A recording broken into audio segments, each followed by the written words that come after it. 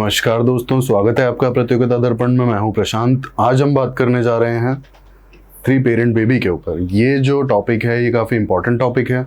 क्यों इंपॉर्टेंट है, पहले न्यूज़ देख लेते हैं। 3 parent baby born in UK using IVF, what experts have to say. आप देख सकते हैं हिंदुस्तान टाइम्स का न्यूज़ है। ये 11 मई को पब्लिश हुआ था। न्यूज़ है ये first 3 parent baby MDT born with the help of the IVF। अब यहाँ हमें 2 इंपॉर्टेंट चीज़ें डिस्कस करनी है, MDT as well as IVF। आइए डिटेल में बात करते हैं। और ये दोनों जो टॉपिक्स हैं आपका मेंस पॉइंट ऑफ व्यू से, स्पेशली अगर आप देखेंगे तो SNT एंड PT दोनों के लिए काफ़ी इंपॉर्टेंट है। आइए इन्हें ठीक से डिस्कस करते हैं। सबसे पहले हम बात करेंगे MDT के बारे में। फुल फॉर्म है mitochondrial donation treatment. Mitochondrial donation treatment uses eggs of a healthy female donors to create IVF embryos that are free from the harmful mutations carried by their mothers, which are likely to pass on their children. Specifically, if we talk about the mitochondrial diseases, they are inherited exclusively from the mothers. अब यहाँ पर बात यह है कि किसी भी तरह का म्यूटेशन अगर होता है मदर्स के अंदर तो वो चिल्ड्रंस को पास होने के पूरे चांसेस होते हैं। और उस केस में हम माइटोकॉन्ड्रियल डोनेशन ट्रीटमेंट को यूज़ करके और हेल्दी फीमेल डोनर्स से वो माइटोकॉन्ड्रिया ले करके और IVF यानी कि इन विट्रो फर्टिलाइजेशन से एम्ब्रियो को बनाते हैं। ठीक है, आइए इसे आगे डिटेल में डिस्कस करते हैं। IVF is a term that refers to the process of fertilizing eggs in laboratory. It is well-known assisted reproductive technology और ART। किसी भी तरह की इनफर्टिलिटी के केस में अगर किसी भी तरह की टेक्नोलॉजी का यूज़ किया जाता है for reproduction, that is ART। IVF ART का एक टेक्नोलॉजी है। और IVF में जो फर्टिलाइजेशन होती है एग्स की वो लेबोरेटरी में होती है। बस आपके लिए इतना ही जानना है जो इम्पोर्टेंट है। MDT की अगर हम बात करें, माइटोकॉन्ड्रियल डोनेशन ट्रीटमेंट, तो इसे माइटोकॉन्ड्रियल रिप्लेसमेंट थेरेपी भी कहा जाता है या फिर 3 पेरेंट बेबी प्रोसेस भी कहा जाता है, क्योंकि यहाँ पे 3 पेरेंट्स होते हैं। पहले आपके जो बच्चे के biological father as well as mother, और तीसरा जो अपना माइटोकॉन्ड्रिया डोनेट करते हैं मदर को, father mother and the donor of the mitochondria. तो इस तरीके से यहाँ पर बच्चे के 3 पेरेंट्स होते हैं, क्योंकि बायोलॉजिकल फादर और मदर के जो भी जीन्स हैं वो तो होते ही हैं, लेकिन बहुत ही माइन्यूट डोनर के भी जीन्स ऐसे बच्चों में देखने को मिलते हैं। इसीलिए इन्हें 3 पेरेंट बेबी भी कहा जाता है।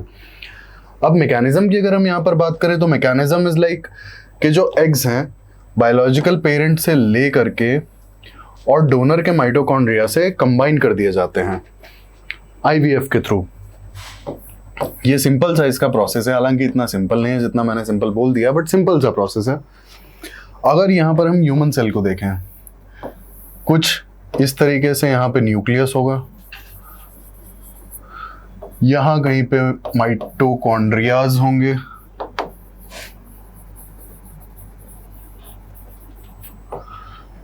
अब ये हम सपोज कर लेते हैं मदर का सेल है और ये डोनर का सेल है। डोनर का सेल भी सिमिलर होगा, ये है न्यूक्लियस और यहाँ समवॉट माइटोकॉन्ड्रियाज। अब मदर के जो सेल में इशू क्या होगा कि ये जो माइटोकॉन्ड्रियाज हैं इनमें कुछ म्यूटेशन होगा, कुछ इश्यूज हो सकते हैं। तो मदर के सेल के जो माइटोकॉन्ड्रियाज हैं इन्हें डिस्ट्रॉय कर दिया जाता है और डोनर के जो सेल्स हैं उनके न्यूक्लियस को डिस्ट्रॉय कर दिया जाता है। सिर्फ और सिर्फ माइटोकॉन्ड्रियाज को अलाइव रखा जाता है और ये जो है IVF के थ्रू तैयार हो जाता है एक नया सेल, जिसमें न्यूक्लियस जो होता है that belongs to mother and mitochondria जो होता है दैट बिलोंग्स टू डोनर।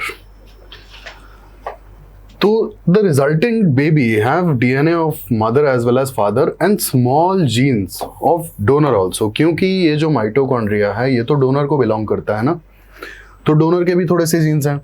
अब इसके बेनिफिट्स की अगर हम बात कर लें तो बेनिफिट्स जो इस प्रोसेस के होंगे ये उन वुमेन्स को हेल्प करते हैं जिनके माइटोकॉन्ड्रियाज में किसी भी तरह का म्यूटेशन है और जो उनके चिल्ड्रंस को पास हो सकता है, तो उस केस में ये काफ़ी हेल्पफुल होता है। और बच्चे जो होते हैं, जो उनके होने वाले बच्चे होते हैं, वो किसी भी तरह के जेनेटिक डिसऑर्डर से बचाए जा सकते हैं इस टेक्निक यानी कि MDT या फिर MRT, mitochondrial replacement therapy.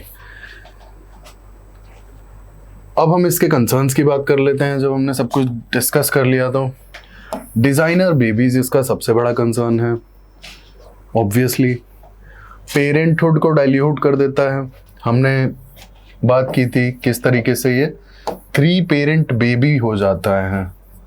3 parent baby क्योंकि biological mother as well as father के अलावा डोनर के भी जीन्स एक बहुत ही स्मॉल अमाउंट में इन बच्चों में होते हैं। फिर ये बहुत ही कॉस्टली है। ये आप समझ सकते हैं कि यूके में भी हर कपल के बस की बात नहीं है कि इसे अफोर्ड कर सके। अब इंडिया के केस में अगर बात करें तो assisted reproductive technology regulation act 2021, इसमें बहुत सारी ऐसी शॉर्टकमिंग्स हैं कि ये वाली जो टेक्नोलॉजी है इंडिया में फ़िलहाल तो यूज़ करना नियर इम्पॉसिबल है, क्योंकि ART रेगुलेशन एक्ट 2021 ये कहता है those couples who are unable to conceive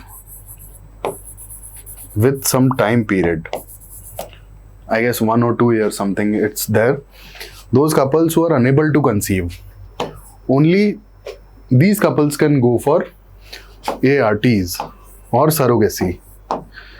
तो ये वाला तो बहुत ही कॉम्प्लिकेटेड प्रोसेस है। 3 प्रोसेस बेबी तो 3 पेरेंट्स बेबी, तो इसके प्रोसेस और इसके कॉम्प्लिकेशंस अब कैसे इस एक्ट को अमेंड किया जाता है या इसमें क्या लूपहोल है या क्या चेंजेस करने होंगे, ये हमें देखना है आगे।